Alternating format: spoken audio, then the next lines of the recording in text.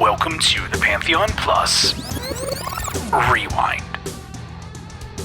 What's up? Welcome to episode 58 of The Rewind.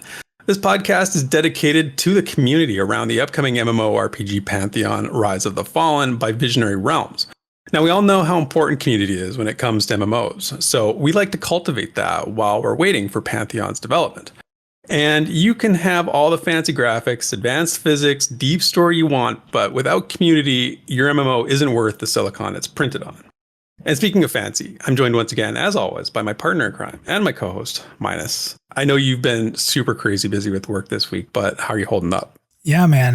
This is the end of the crazy, sort of. So I'm feeling really good today. So crazy week, man. So we have Memorial Day weekend. We do some of the biggest sales we've ever done. We're competing with stores that we shouldn't even be touching in total volume. We just have an insane weekend. We do good. I work Friday, Saturday, Sunday, Monday. I want to be there for all of it. Tuesday and then I'm supposed to be off Wednesday, Thursday. Tuesday night, less than 24 hours before we go, we get notifications that we have 2 days of meetings, Wednesday and Thursday. They're going to be 7 or 8 hours a day. Literally less than 24 hours. So I also have my daughter who just graduated, right, from pre-VPK. So she's going into kindergarten. She just graduated. So the school schedule's different and I have to pick her up earlier and I have all these meetings. It was stressful. The meetings were fine. It just, you wish you could plan for it. So what happened is, I worked all these days in there and then I have these 2 days off that aren't days off. And then I work through this week because I had to take a vacation day because she's off school. So I have 11 straight days of working now that it's just Then I get 3 days off. So I just have to make it to Tuesday. So all I got to do is get through Monday and I'm fine. But then you add on, MMORPG classes, you add on a dev stream, you add on the rewind. And then I'm working on that other project I talked about at the end of Pantheon Plus U to get out there, talking about the 30-hour playtest that we got to do. So it's just one thing after another. And today I decided I was going to go in a little later to work today. So I took about 4 hours off my schedule today and I was able to sleep in a little bit, work on some projects. So I'm excited. I'm ahead of the game, even though we have all this stuff, but then also I'm moving, right? So those 2 days were supposed to be me packing, which I still haven't done much of. So we're getting the keys to the new place tomorrow. And so we're able to move stuff into the garage, but they're doing a full house cleaning. So we can't move into the actual house until the 15th. So we're going to make a couple car runs, take some boxes that we have and stuff like that. But I'm just excited to get in there and start seeing it empty, right? Because when we went into the place, it had all their stuff in it. So seeing it empty and really going into that office and starting to map out, what is my streaming studio going to look like? I'm excited. Well, you got to remember, you got to stream that stuff, right? We're going to be watching this process. I fully expect to be able to watch you move into this place. Yeah, and I've been thinking how I'm going to have to set up first, right? So I'm going to have to set up one of my PCs to the internet and get that set up first because I'm going to have to stream. So everyone's not going to see me necessarily getting to put all the monitors up on the wall and stuff like that, unless I just put up one monitor and then get the PC set up, get it bare bones and start running it. But I'll figure something fun out. I'm sure it's going to be interesting to say the least. So, yeah, well, those 3 days off when you get to them are going to feel pretty damn good because that's how it is when you're busy. At least you're busy. It'll go by quickly, and you'll get to those 3 days and then it'll have a nice little break. So, yep. And then after that weekend, I go through the weekend there when I get back from the 3 days and I have a couple days I work and then I'm off for a little over a week. So that'll be fun. Nice. Yeah, my 2 weeks holidays are coming up the first 2 weeks of July. So I'm very much looking forward to that. And it's always nice to have time off, especially now it's super hot here today. So any time off is good time out on the deck, enjoying it a little bit. So you don't know what super hot is. Dude, today, I don't know what is in Fahrenheit. It was 36 degrees Celsius today. So I think that's close to 100 degrees Fahrenheit. You just guessing? I'm pretty sure. I have to look it up now, right here in the middle of the rewind. I have to look it up. What did you say? It was 36 Celsius? Yeah, 36. All right, well, let's see. 36 Celsius to Fahrenheit. It was 96.8. Okay, you were a little warm. You were 96.8. You were average Florida. I'll give you that. I don't know how you live like this, man. I really don't. It's rough. I mean, it's okay for 5 minutes, but man, other than that, no. AC. Thanks. Crank the AC, brother. Crank the AC. Oh, it is. It is. All right. Right Well, on, man. what's up? What's going on here next? What do we get into? We got to thank our adventuring party this week, and your ticker last week got a lot of compliments during the rewind during the premiere. I got to say, everybody loved it, and it was well received. So, who is making up our adventuring party this week? Well, this week we have Kelly DeCourcy again on the Archive Wizard, who was actually doubled up last week because they were twice on the list, and I kind of thought that might have been the case, and then during the premiere they pointed it out. So they got double credit last week, which is just fine. Oh, I had them on there twice. Yeah, it was the one of the names at the end was also them. It was their sort of character name, I guess. So, but that's okay. These things happen. Listen, they go and they donate under two different names, and that's what they get. Yeah. Well, I told them during the premiere, I said, if the raid fails, it's both your fault and not your fault at the same time. They were boxing. They basically were boxing for the raid. Okay. Yeah, that's it. Exactly. They were boxing. We also have Aaron Ellis on the Scar Necro. We have Grogu on the Human Warrior. Dustin Harms on the Archive Druid, Dan Johnson on the Human Ranger, Jason, who created a new class as the Scar Beard Lord because I'm just going to openly admit I left them as their regular class. I couldn't come up with a Scar Beard Lord idea, so. But you just Photoshop a beard onto a scar. I guess in spirit they are a Scar Beard Lord, but you'll see them different up top. It's pretty good, man. The Beard Lord. Ziplock's the Dark Mirror Rogue, Brian Reck, Gnome Summoner, a Sparrow on the Elf Ranger, who, by the way, got a 5-star Pug Group rating because we talked about that last week. And finally, Bounty Code on the Human Wizard, who is now his alt because he usually plays a Paladin, as we remember, but now he's playing a Wizard. So that is our party. And as always, thank you to everybody who donated during the premiere last week. We, as always, greatly appreciate it. And we're ready to go on another adventure here. So, Minus, what do you say? You ready to kick off the show here? Let's get it going. This week in Visionary Realms news and notes. All right. So let's get into some VR news and notes. Well, obviously, we had an incredible developer stream. We're not going to go a ton into it here. We spent an hour and a half talking about it on Pantheon Plus U episode 56. So a little side plug here. If you want to know more about our thoughts on that amazing developer stream, please do yourself a favor and go check that out on our YouTube channel, which showed up, I believe, Friday night at about 11:30 because we have that 24-hour agreement with Twitch. So check that out. Lots of good information there. There's more content that's going to come from that because we actually had Drac go through our chat. Thank you, Drac, and poll because we had so many VR members in the chat answering questions from the community, which was amazing. Yeah, it was incredible. We had Japa, Kyle, Chris Rowan, Ronick was there. It was awesome. So there was so much information given in the chat during Pantheon Plus U. And Drac actually pulled out all that. So we're going to put some content out there as well to kind of highlight a lot of really good info that was given to some of the questions that were asked. So thank you to VR for that. But please, if you haven't checked it out, go watch the developer stream. It was incredible. And then if you have time, check out Pantheon Plus U where we recap it. It was awesome. So yeah, it was amazing, man. Really good one. Yeah. So we're not going to go into that again. So let's jump right into Twitter with VR and talk about the different topics they talked. And they were pretty good ones this week. It was community debate, leaderboards. How do you feel about in-game or external leaderboards for games like Pantheon that track kills, deaths, biggest server damage record, time without dying, hours played, etc.? So pretty controversial topic. I tried to get both sides of the opinion here the best I could. But let's start with Core Chamber on Twitter, who says, yes, these are ways to tell your story. We like the accomplishment of a milestone as a way to reflect back on our progress or as a discussion amongst friends. I loved how EQ2 had a website that tracked everything from first kills to first item discovery, but it didn't last too long. So that's an interesting concept. I like what he said about it creates discussion between friends. That's a good point. Like it does sort of like keep people talking about what what their goals are and that kind of stuff. So that's good. I like that. Yeah. Gaming Fanatic was sort of on the opposite side and said, do not like it at all. It can alienate a lot of players. Interesting that he brings that up. So one of the things that was one of the biggest debated topics in the World of Warcraft community was a website called Raider.io, and it tracked everything about what you did as a hardcore raider. It tracked your rating scores. It tracked your rating like performance. It tracked how many mythic pluses you did and what levels and the times in which you completed them.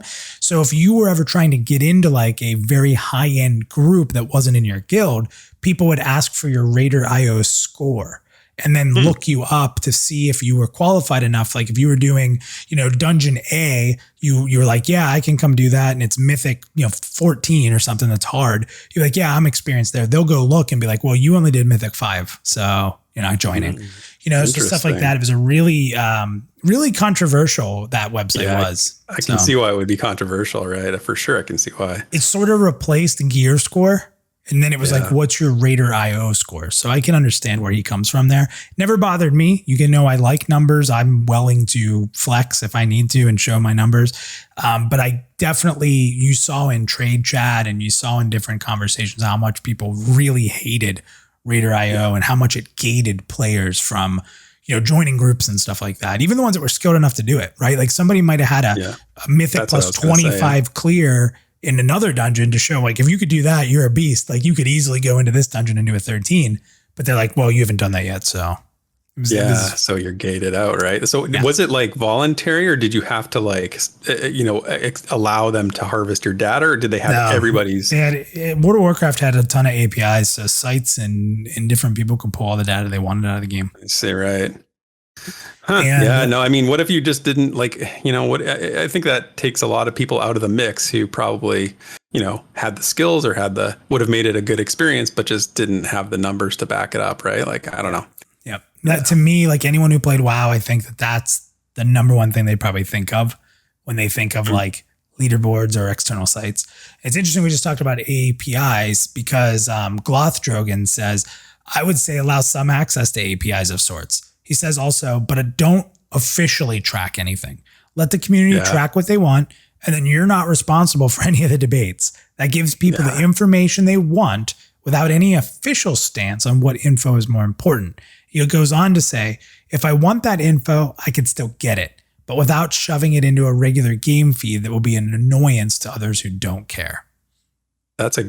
He almost like my notes that I have for my thoughts on this are almost exactly that. He sort of clearly captured exactly what I was going to say about keeping it unofficial and out of the official game and making it an off-site or an off game kind of thing.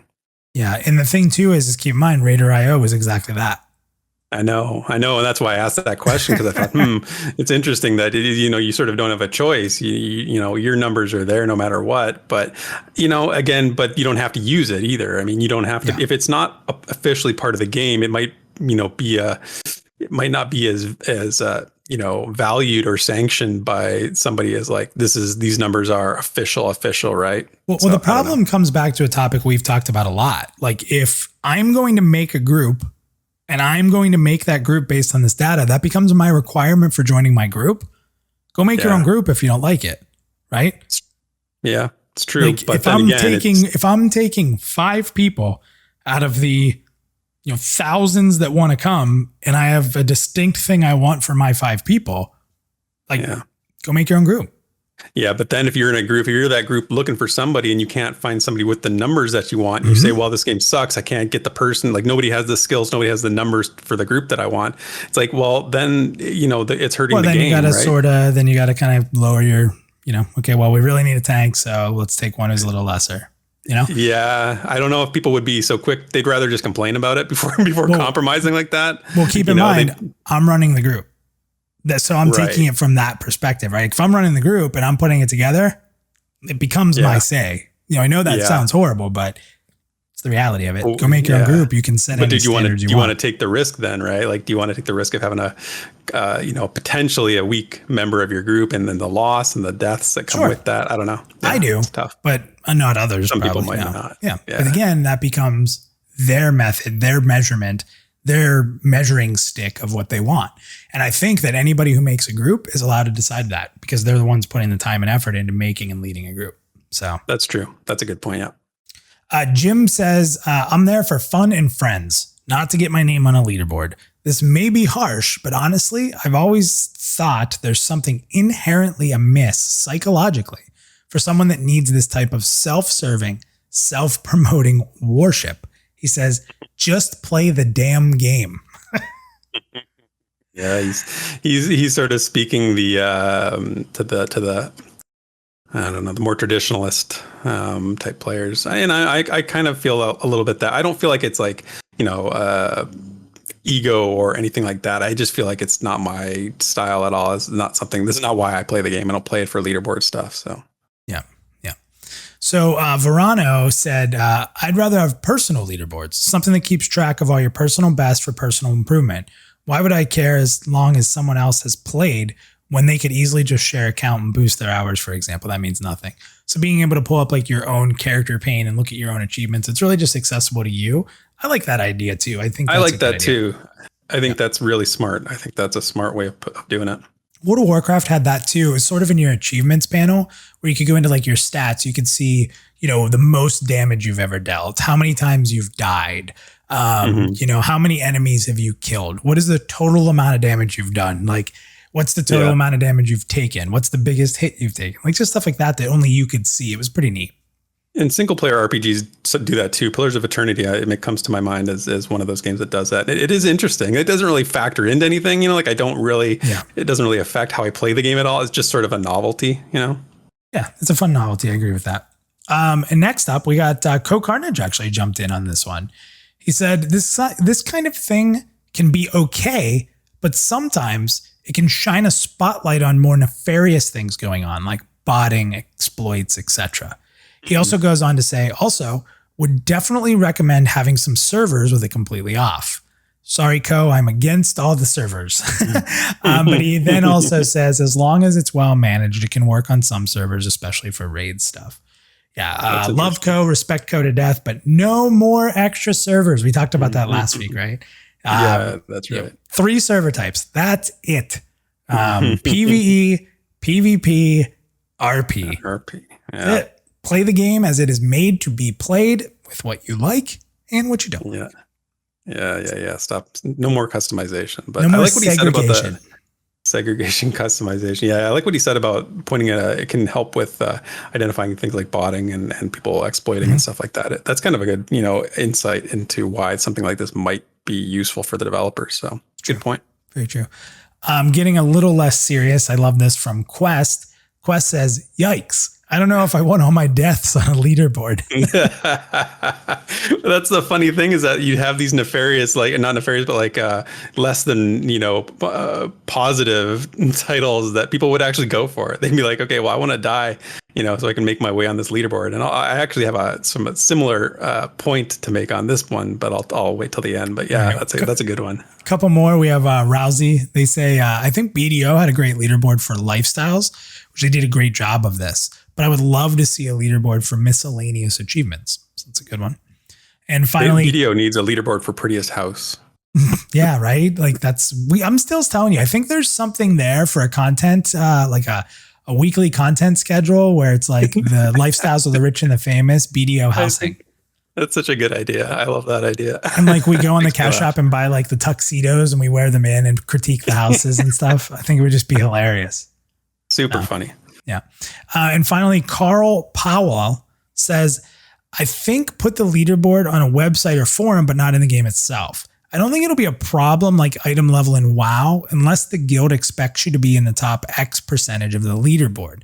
Maybe have some of the top 50 accessible on the leaderboard. To be honest, I probably wouldn't use it.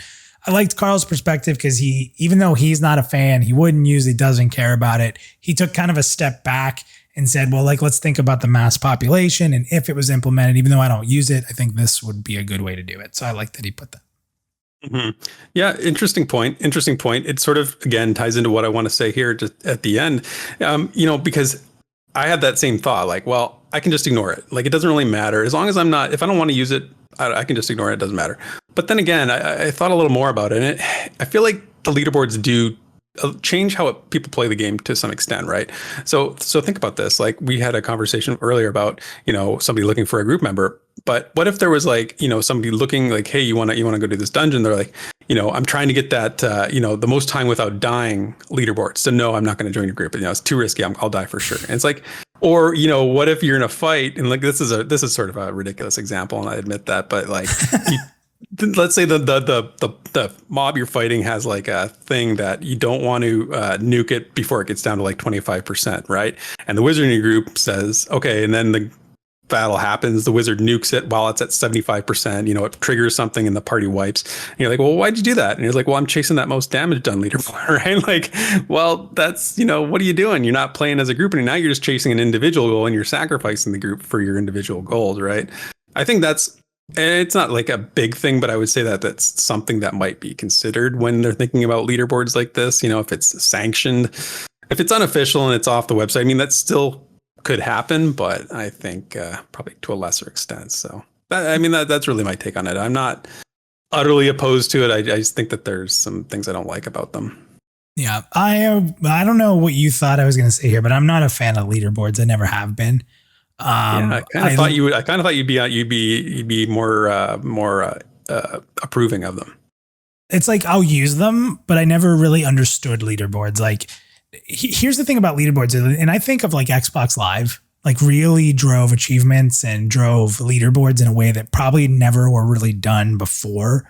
I think that was the big stepping point for that types of systems. And I know people will argue and say there were PC stuff, but I just feel like that really brought it to the normalcy of gaming. And the problem is that most of the people at the top of the leaderboard are using exploits or cheating. So the leaderboards are usually never very accurate of actual leaders. And I'll give you an example. I believe it was 2K3 for the original Xbox. Might have been, 2K3 hockey. I was really good. And when I say really good, I'm not joking. When the game came out, I had played the other 2K games. I was amazing defensively, which typically if you're good at those games, you're not very good defensively, but you can score at will. And there was a way to score in the game that was almost unstoppable. But if you let the person do it, it's sort of on you. So I was a defensive maniac. Theric, I'm talking about playing some of the top ranked people in the world, and they would get one shot on goal the whole game. I was basically the New Jersey Devils of the trap era. I'd pull 4 people back or my whole team back, and I would counter strike people. And I'd beat most people like 2-0. And people would literally throw their controllers. And they hated playing me because nobody played like that. So people weren't prepared to get shut down from not even being able to get a shot on net. It was pretty awesome. And I could do it with almost any team. Like any team. Like I think I played as the Nashville Predators a lot back then. I think, if I'm not mistaken, like David Legwan was my goal scorer that I try to feed. Wow, nice. But anyway, I was second in the world for the intro of the game coming out. And I think I got to like 52-2 or something like that. And then the guy ahead of me was like 83-5 or something, right? So I log on the next day and I'm like 7,000th. And the top player has 7,000, 8,000, 10,000 wins. And I'm like, what? So what happened is they figured out at the end of the game that you could hit the start button on the controller. And every time you hit the start button, it gave you another win. I don't know how someone figured it out. So once that got around, that's what everybody started doing. So immediately that leaderboard meant nothing. And that's typically what I see. I don't believe a leaderboard actually tells you who the best player is, because I do believe they're heavily exploited to be like, I'm number one, I'm the best player. Or it's, you use exploit or cheesy tactics to get there. So I've never been a big fan of them, honestly. I don't love them. Yeah. Interesting. Yeah, no, I mean, and you're right. I mean, numbers don't always tell the full story, right? Like it's more than numbers. So, and I would like to see the internal statistics for your character. Like, again, being able to see all that stuff. Like, here's how many times I've died. Here's how many times I've, killed an elf, like that kind of stuff would be fun. So, yeah, good point, man. So good conversation. Let's surprise everybody there probably a little bit. So the next question here was weather systems or biomes. I hate that word. It's biomes. It's such a biomes. I don't like how it's spelled. I don't like saying it. Biomes. Do you ever just look at a word and not like it? Like it's just weird. Yeah, right? I know what you mean. And there are a couple words I feel like that about. Biomes isn't one of them. I don't like the other word that's weird. Rake. What a weird word. Rake. It's like RAKE, rake. Yeah, like think of that. It's so hard. It's such a harsh word. Rake. I like it for that quality. I feel like it's a solid word. It's a strong word. Rake. It's a dumb tool. I mean, it's stupid. It's not an aggressive tool at all. It's stupid. Anyway, weather systems and biomes. What's your favorite weather condition or biome and why? We'll start with Basgrim. He chimed in. He said, as far as weather and outdoor goes, I like thick fog. It's exciting not to be able to see very far. It feels like something out of a movie. It's kind of underutilized in MMOs, in my opinion. But I'm always a fan of a cave where the air just feels heavy. I like the fog example. I thought that was really good. I thought it was a good way to lead off this question. It is good. It is good. He's right. Absolutely. It's terrifying in Silent Hill. Like you play Silent Hill and the fog just engulfs the whole town. It's awesome. Adam says, I really like both dense jungles and lush temperate forests. He says that there's a lot of diversity in how they can actually be, but always feel like the most alive to me. He said a close second is a towering mesa like China's stone forest or floating islands, which seems the same in game. So I like the real world examples. Very cool. Yeah.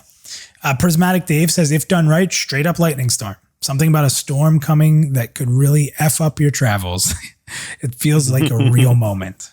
So, Yep, definitely. Angs says so many: fog, snow, thundering rain, howling winds, the sun setting over a wave crashing shore, watching the seafaring Cyclops meet its demise. An atmospheric scene that can transport me and make me feel both spirited and awed. So poetic. Yeah, spirited. I like that. Yeah. Crow Singer chimed in and she says, my favorite biome is always evergreen forests and mountains. Whenever I find a place like this in game, it's my favorite place. For weather, rain. I love the feel, the sound, and the scent of rain.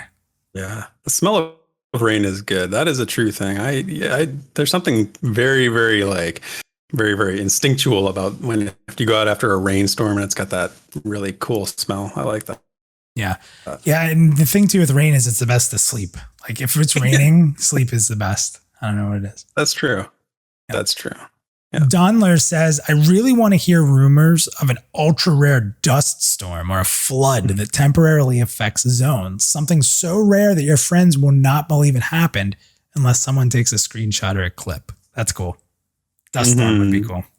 In the lore, actually, they talk about that in Kaja Sands, which is on the rainfall continent. That's there's really, really violent sandstorms there, and that's one of the things when I was reading some lore about that part of the world, I was like, oh, that would be cool, to be just out there in this hot, searing desert, and then this sudden sandstorm just sort of whips up and surrounds you. Pretty sweet.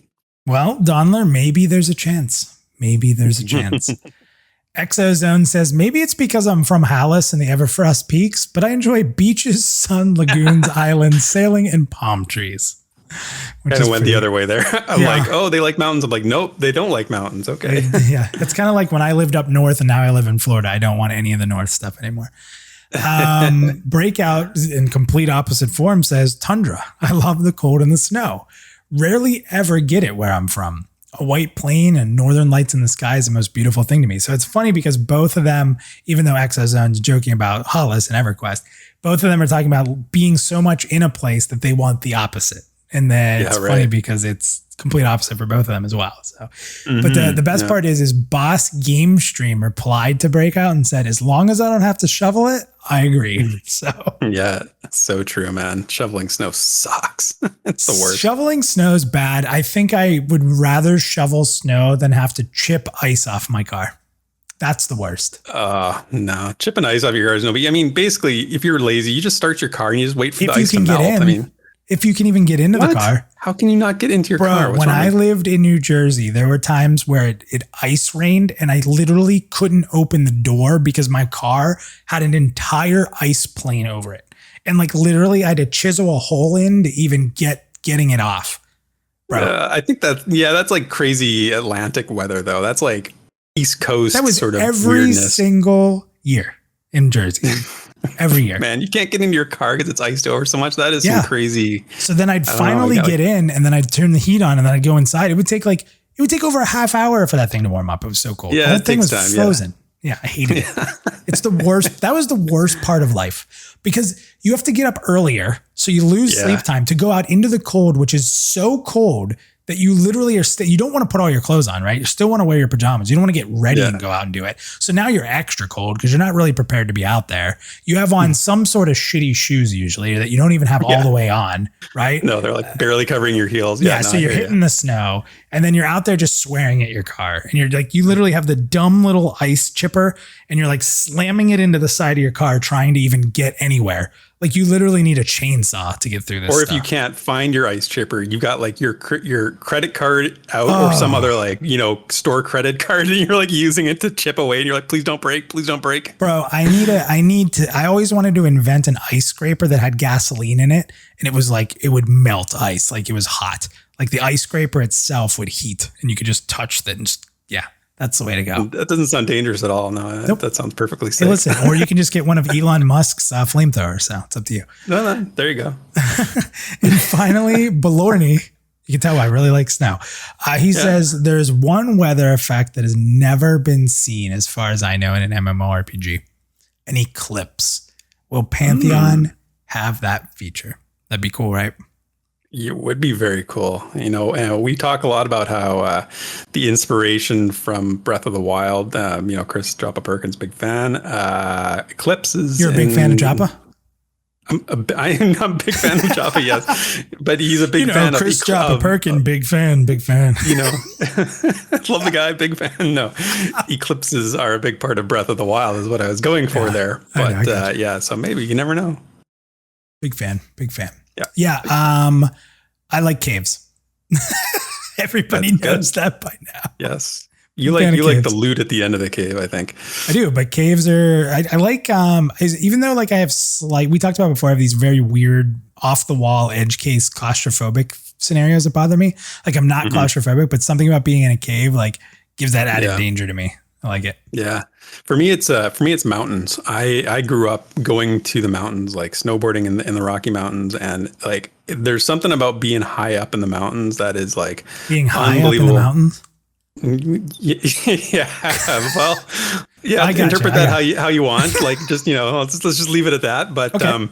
I lost my train of thought. What was I talking about? I'm getting you today. The big fan, and now that I'm kind of chiming in and getting you off your game. No, you're talking about being up in the mountains and snowboarding. Yeah, I was just gonna say I don't want snowstorms because that's no fun. But like when it's crisp and clear and the sunshine and in the mountains, man, that's my jam. Love. How about an avalanche in an MMO?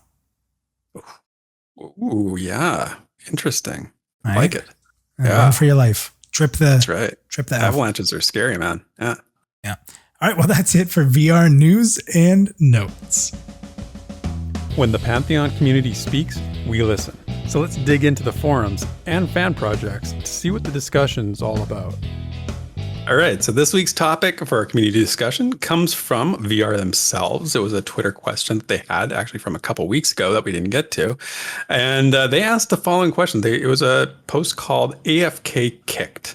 And the question is, how long do you think a game should allow you to remain logged in and idle before kicking you back to the character select or login screen, and why?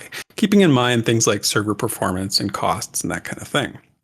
So I'll be honest, like when I saw this, I thought it was kind of a goofy topic. I was like, there's not going to get like a lot of discussion out of this, but I was wrong apparently because people take this issue really seriously. Wait a second. You're saying Pantheon fans dig into the freaking granular pieces of every topic in detail?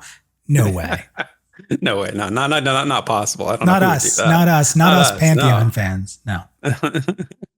So I went over to the official forums and I gathered some responses from there, and I actually grabbed a few from Twitter as well. So fair warning. I tried to choose ones that were kind of like a little more funny, some serious responses, but some funny ones too. So keep that in mind. Our first one is from our adventuring party friend Sparrow, who posted on the forums, and she said, "To me, it depends on the type of gameplay Pantheon ends up implementing. Do we have very long camps for rare bosses? Are there auction houses, or are we sitting in like the EC tunnel waiting to sell, or a bazaar type situation? These types of situations would dictate the length of time needed for AFKs. And until we know these types of game dynamics, I wouldn't want to guess at how long an AFK should last." Which is a good point. And Drac chimed in on this. He said, "How am I going to sell my stuff at the bazaar if you boot me every 30 minutes?"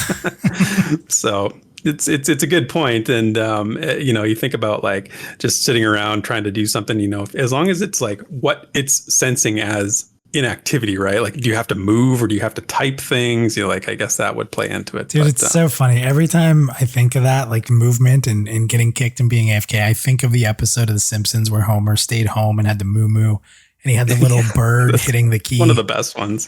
Just hitting yes all the time. I always think of that. Like, I always think to myself, like, would that work? Could I get one of those birds and have it like keep me in a game? I'm going to try that. I think I should try that. What are those called? I don't know. Somebody actually mentioned it. I don't know if I included the responses here, but somebody did mention that when I was reading these responses. They're like, 99% of people use an auto clicker. Like, they just use a mouse thing to keep keep them in the game. And I'm like, I had no idea people did that. The water bird that just constantly pecks the key. Yeah, I'm going to find one of those. The best part of that is when the bird falls over and fails and Homer gets mad at it. He's like, this is all your fault. Dumb bird. And then like the nuclear facility's overheating. Yeah, it's great. Yeah. Oh, that's a great episode. Yeah. The next one was from Jobson. They said, take the longest unreasonable bio break time and then double it. If someone AFKs and ends up dying, that's on them. It's a gamble. Let the sand giant stomp the AFK PC. And if someone AFKs in a group too long, the group can kick them. Short of someone AFKing multiple hours, I think the problem is minor. And people had some different takes on like, what's fair and what's reasonable here, because our buddy Prismatic Dave, who you mentioned earlier as well, said 24 hours. He said, let them suffer. Let them do the walk of shame and come back to multiple bodies. So people are very, very vengeful, right? Like, how dare you AFK and let the world take its fury out on you? I think that's pretty cool. So, yeah. And then the next response actually takes the opposite approach. They're much more of a people person than our buddy Dave and Jobson there. And they said, this is Nolrak Melisios. I was wondering if you were going to go for that last name.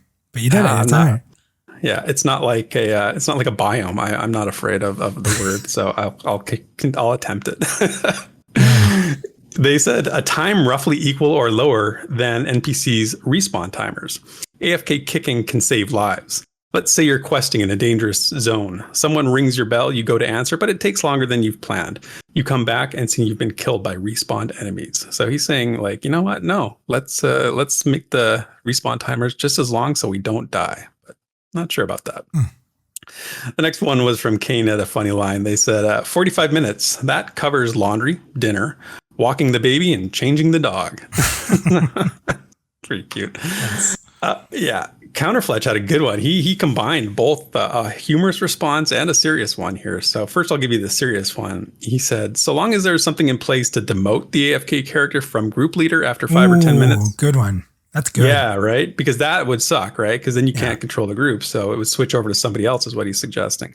He says, I'm fine with a longer time period, 30 to 45 minutes. Also, please have the AFK flag show how long the person's been AFK. And then his next one is absolute genius. And he says, set it to 1 minute and sell AFK extenders that add 10 minutes for each $2.99 you spend. That's so good, man. I think he just got actually hired by Amazon because that idea is absolute money. Well, hey, there's a cash shop thing. You don't need that. But, if you want to be AFK for a while without the bird, you just go buy a bird or you pay per minute. Can you imagine? What if the icon for the extender was the bird? That would be so awesome. Really good. Oh man, people will never stop coming up with cash up ideas. I think that's like just you can mine that vein forever. Yeah. This one really made me laugh. This is from Stonefish, and he on the forums he posts some weird stuff. But he says his idea is called the outhouse. He says when a player's been idle for X amount of time, let's say 3 minutes, the player avatar should become an outhouse. This can indicate or mitigate a few issues. It communicates that the player is AFK from a distance, so you don't need to click on them or anything like that. The outhouse can then be attacked and destroyed. And personally, I'd find it endlessly amusing to see a few orcs bashing on an outhouse as if they needed to use it. So that's pretty good. That's good. Imagine a party just sitting around in a dungeon. They're all outhouses. That would be pretty hilarious. The next one's from Beaver Biscuit. They said, I like the idea of AFK kicks because it removes useless bodies from the world. Not for the server, but for me. The world doesn't need to be full of useless bodies that I can't interact with. So It's a good point. And I mean, let's be honest, there's going to be useless bodies hanging around, whether or not you have an AFK kicked timer going on. So, yeah, it's going to happen one way or another. Yeah. Yeah. Exozone, another one that get double mentioned today. I think you had him in your Twitter responses too. So he had a good response. They said, one of the best community debate questions. I can see they want the least amount of idle traffic. 30-minute is good, or if mining Bitcoin while I was idle is made a feature. So he brings up the Bitcoin thing. I'm like, I hadn't thought about that, but are people logging in to just, go AFK so they can say they're in the game so they can, I don't know, whatever. I don't know anything about Bitcoin, or Bitcoin mining at least. So who knows if that's a real thing. That's funny. Yeah. And then the last one is from Co Carnage. A lot of double mentions here today. I like that Co is getting a little into the stuff here, right? Like, are we seeing maybe, is there a future co-stream coming? Is he getting reinvested in Pantheon? Can we look into it? Yeah, maybe. he's following. He likes these questions. Yeah, so it's a good sign. He says completely depends on the MMO. So this is similar to what Sparrow said right at the beginning. He said it's if it's not a big deal to keep them in the game or server, just auto an AFK tag over their head and go from there. If there are performance issues / a login queue, definitely need to be more aggressive with this. So that's a really good point. I mean, you have to consider how does this impact VR's ability to, run the game, obviously. So what do you think, Midas? What are your thoughts on this? I actually posted on this one. I actually said that I basically measured the time it makes to take a pizza. And I feel like that should be the exact time you can be AFK. So let's say you got, I've been into the Red Baron frozen pizzas down here. I don't know if those are anywhere else, but my daughter will only eat cheese pizza. So we got the Red Baron 4 cheese pizza. So you got to preheat. That takes, anywhere between let's say about 5 minutes, maybe a little less than that to get your oven preheated. So you preheat it. Then you got to put the pizza in, and I do directly on the oven rack. I know anybody who doesn't put it. If you don't put the pizza directly on the oven rack, you're crazy. I've got a really good pizza pan though. So okay. Why. Pizza pans are okay. But I like that the oven rack, the lowest one, you don't put it on the middle. You put it in the low one oven rack. And then the timers, usually it says 19 to 22. And here's the thing about that. I actually had a long debate with my girlfriend about this. So when you have a timer that says, 18 to 20 minutes, what do you put it at? 19. Yeah, right. You always just go in the middle. That's exactly what I do every time. I'm really curious, chat. Is there anybody who's a nut bar and puts it at the top or at the lowest? Because I feel like you always put it in the middle. And I don't know why they don't just put that on the box. I don't understand that. It's almost like they're protecting themselves from over or undercooking if you got a bad stove or something, right? I think it's like a skill testing question, right? They're like, to make sure you're smart enough to eat this pizza, will you figure out the riddle of this timing range that we've provided? You always go in the middle. And then I don't think my girlfriend goes in the middle. I don't remember, but I'm pretty sure she said that she wasn't in the middle, and it just blew my mind. And she looked at me like I was crazy to think what the middle time was. I'm like, are you out of your mind? You can't go over, right? So you put it in the middle, and then if you have to you can't get over there right away, you have a few extra minute or a second to get there, right? But you can't go over. What are you, a maniac? No, that's terrible. Yeah, absolutely. Yeah. So anyway, I like how. Yeah. You like how what? You had a good response. I was just going to say you had a good response. And I think JJ actually called you out a little bit for being the guy who stands there watching the pizza cook while he's like, what are you, some sort of psychopath? You stand there watching the pizza? Well, okay. So that was a good response. And I actually was like, well, yeah, you're right. But maybe when you're cooking a pizza, that's you're getting up, you're preparing to eat, you're preparing to cook. Maybe you go use the restroom. Maybe you wash some dishes. I'm someone who's very prep oriented when I cook. So I'll put all the plates out that I need and everything I need to cut it. And I get the pizza box, use the pizza box, right? Oh, you have the tray. I use the pizza box. You have to cut the pizza box in half and you use it to get the pizza out with. It's the pizza box it comes in is what you use. Yeah, to get it out. You slide it off with a spatula. You slide it off the rack and then right onto that and you put it up. Dude, it's a process. Wow. But yeah, I say that's going to be roughly a 30-minute adventure. So I'd say 30 minutes is good.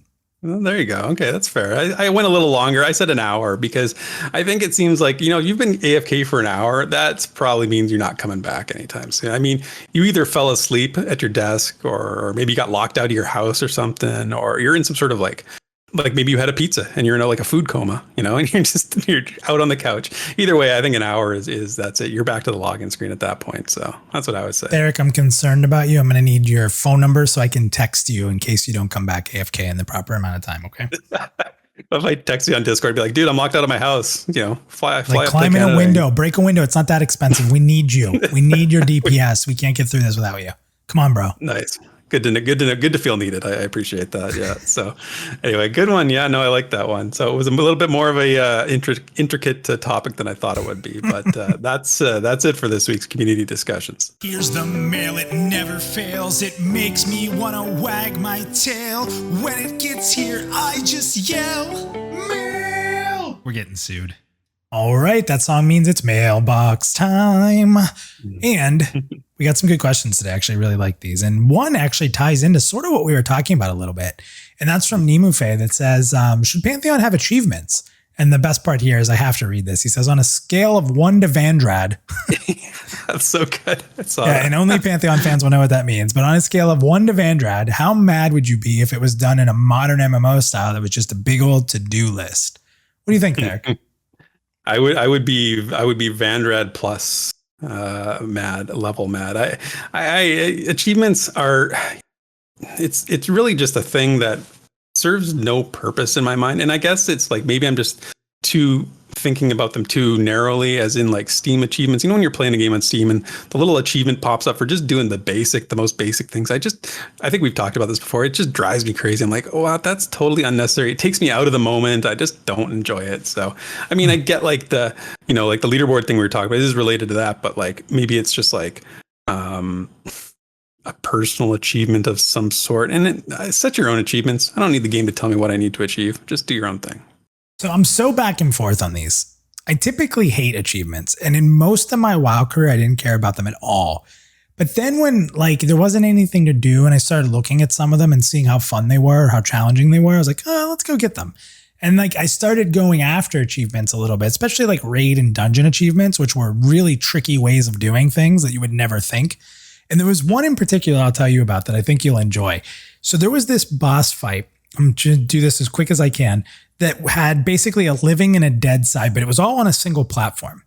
And you had to click these orbs and it would take you to the dead side of the fight or the live side. And again, it was the same room, but you couldn't be next to a dead member. If you were a live member, you would do damage to each other.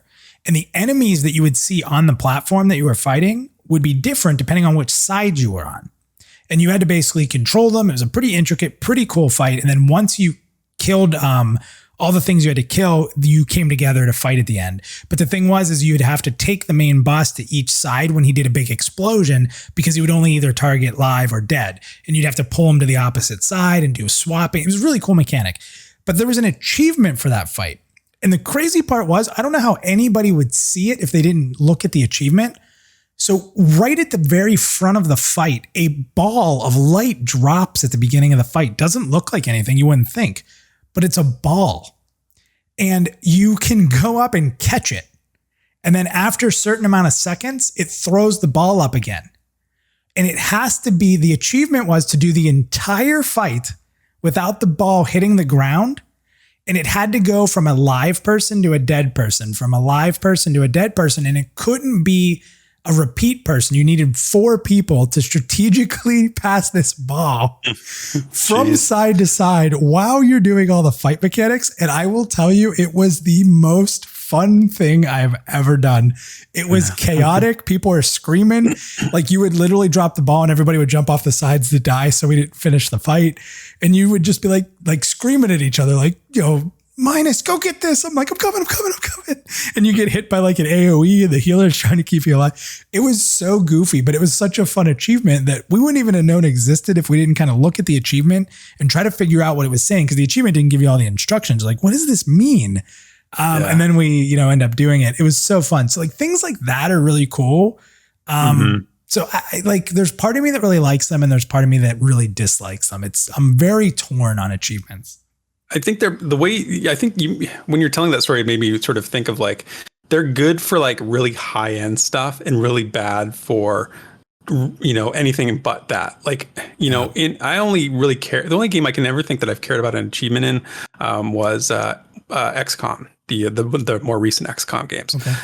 because I put a lot of hours into those games, and there are some achievements that are like, finish the game on Iron Man mode and having never have a soldier die, and it's like it's challenging, and if you're really into the game and you're really good at it, that's something to do, and I kind of get it from that aspect. But so what you're talking about it does sound like interesting, but I think it's got a limited sort of appeal.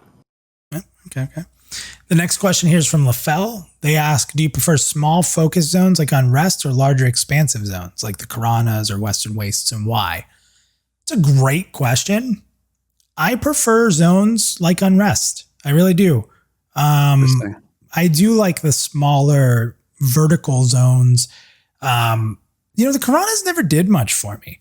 I mean, I love the Karanas. But weren't they pretty empty? I mean, it was huge and massive, but there wasn't much going on. The big griffin flying around, right? The big named griffin would yeah. I mean, again, I'm not saying that big zones are bad, but I just feel like sometimes there's big zones out there and there's not much going on. And at that point, I'd rather be in a place like Unrest. I also like dungeons and I also like caves. So those also are smaller focus zones. So yeah, I mean, I'm going to prefer dungeon-like zones more than the big open ones, but doesn't mean I don't like the big open ones. But if I had to pick, yeah, that was sort of where I landed too. I'm like both, I like both of them for different reasons, right? Like I can't really decide on this because I like the big open spaces and I like hunting and I like tracking and finding things out in the middle of nowhere. But I also enjoy a good castle crawl. That's super fun too. So I'm not going to decide. I'm just going to say both. Yeah, think like Neck Castle. How cool! I know, right? Yeah, so cool. Exactly. The next question is from Honkless Shahor. They say, what I'm wondering about are two things: day-night cycle and skyboxes. Do you think day-night cycle would be feasible or interesting in a game like Pantheon? Theric, we'll start with you. Well, I mean, we know day-night cycle will be a thing in Pantheon. They showed it in some of the early streams, as a system that was in. Now, of course, that could change. But then with what we heard more recently from Joppa about Fortress de Bayeux, when he was talking about the day and night, things happening at night, different levels of challenge at night, and a whole sort of new side of the content. So definitely a thing. And I'm not sure what he's referring to with skyboxes. I'm not, maybe you know more about Skybox is like when you look up at the sky and it looks really in depth and crazy and beautiful, versus some games it just kind of, it's very plain. Skyboxes are like basically what the sky looks like. And is it massive and detailed and beautiful when you look up into the sky, or is it more just simplistic? And what do you think about that? I don't really have an opinion on that one.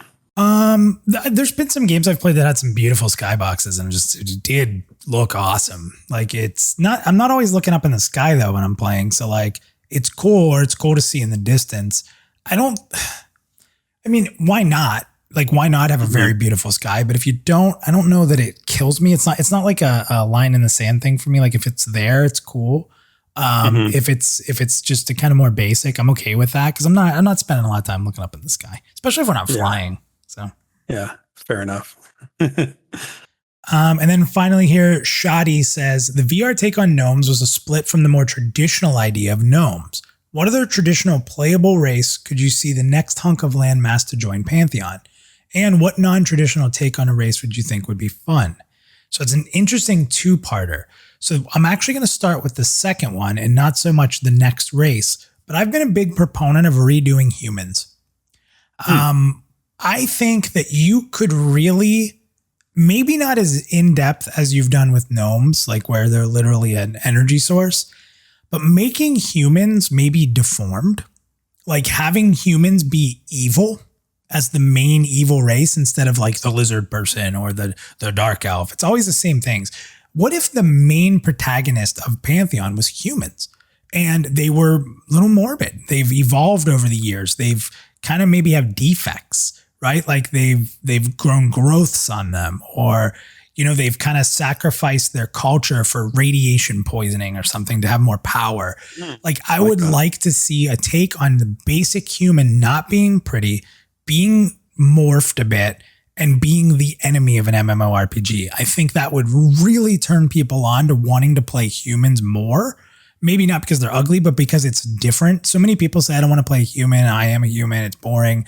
I would love to see that changed.